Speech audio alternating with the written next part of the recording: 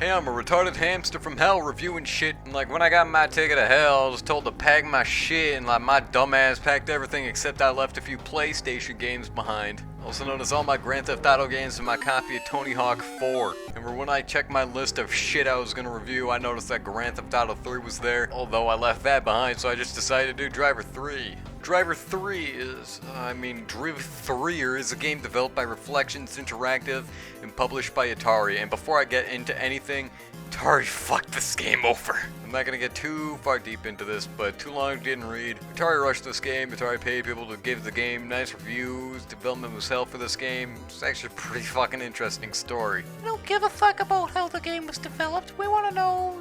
We want you to review the goddamn game. Hold your fucking horses, that's coming.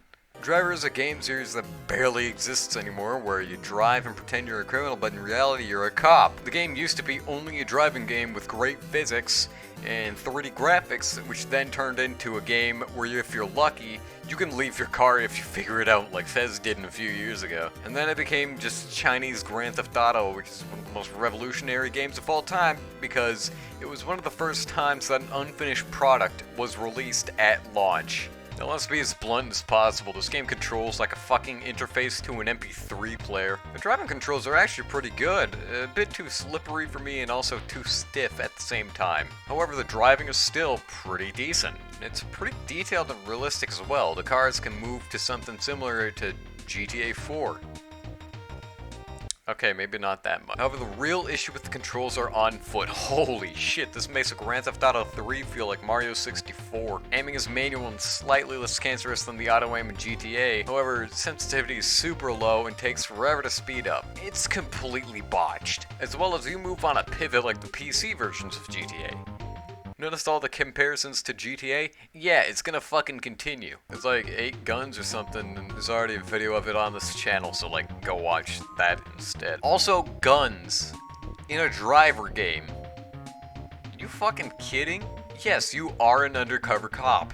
This game is literally called Driv3r, not September 13th, 1996 simulator. As well as the gunplay is pretty bad. It feels weightless and has no animation to it. A fucking Deus Ex had better gunplay. Also the campaign.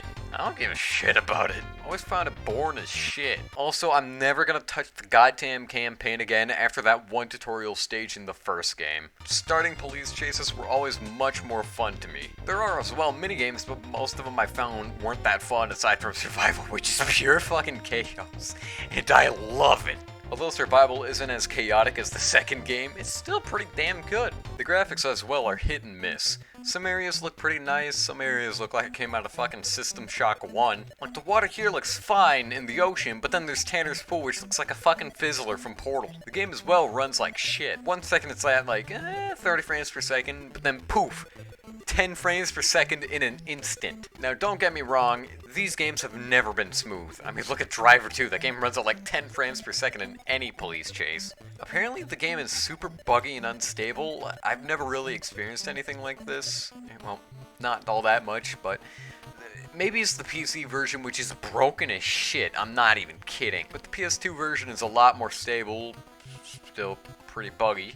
But, you know, not as bad as the PC version. There's also a replay editor, which I've enjoyed messing around with, especially in the first 2 games, but in 3, it just didn't feel as fun as the first 2 games. I like to think of 1 and 2 as those games that are a ton of fun and everybody likes, and have a ton of personality, and then there's 3 that's that one sequel with no personality at all. Which, to be honest, is exactly what it is. So, is this game worth it? Well, if you want shitty GTA or you're not allowed to play GTA, don't play this, it's not worth it. I remember Parallel Lines being a lot better in terms of gameplay, stability, and overall just being way better. Mafia had a great story where the gameplay was slightly and Saints Row has more comedic and more ironic writing to it. Well, as comedic as Saints Row can be, seriously, I fucking hate those games. And if you just want a Driv3r game, get the first or second game, even if they don't run any better than the third game. However, there's a fan-made remake of the first game in the works right now, as well as there's already a fan-made port of the second game to PC, which is actually super fucking good. As well as the first game already has a PC port, Driv3r 3 isn't fucking needed.